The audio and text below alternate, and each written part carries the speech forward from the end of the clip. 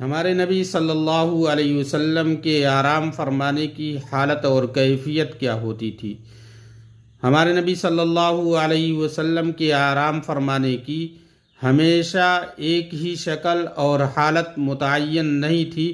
کبھی آپ کھجور کی چھالوں سے بنی ہوئی چارپائی پر آرام فرماتے تھے بلا بستر کے، اور کبھی بستر پر، اور کبھی چمڑے کے ٹکڑوں پر آرام فرماتے، کبھی کھجور سے بنی ہوئی چٹائی پر، کبھی بوریا پر، اور کبھی ٹاٹ پر، کبھی سیاہ چادر پر، اور کبھی کمبل پر۔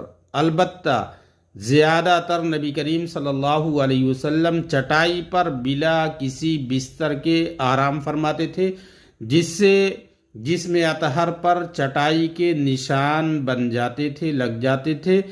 آپ کے آرام فرمانے کی ہمیشہ کوئی ایک شکل اور حالت متعین نہیں ہوتی تھی۔